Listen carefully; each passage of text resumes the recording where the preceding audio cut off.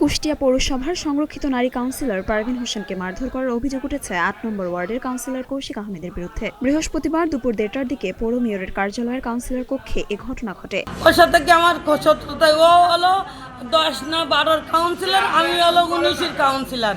আমার সাথে তোর শত্রুতাই নাই। আমার দাবি আমি সুষ্ঠু বিচার চাই। আপনি কি লিখিত অভিযোগ থানায় দিবেন? অবশ্যই দেব, অবশ্যই দেব। কুষ্টিয়া পৌরসভার ১৯, ২০ ও ২১ নম্বর ওয়ার্ডের সংরক্ষিত নারী কাউন্সিলর পারভিন হোসেন বলেন, ঘুষি মারতে ভাই, আমি তো ঘুষি মারতে আমি নিজেও টের পাইনি।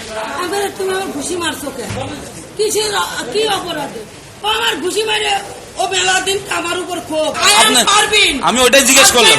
হোসেন আলী, আমার মার নাম শেফালি বেগম, বাপের নাম আইনউদ্দিন শেখ। তাহলে আমি মাথায় করলাম কি? প্রত্যক্ষদর্শীরা এ বিষয়ে বলেন, আমরা কয়েক মহিলা কাউন্সিলর বাদাম খেতেছি, আর সেই মুহূর্তে কৌশিক ভাই নামাজ পড়তে যেতেছিল।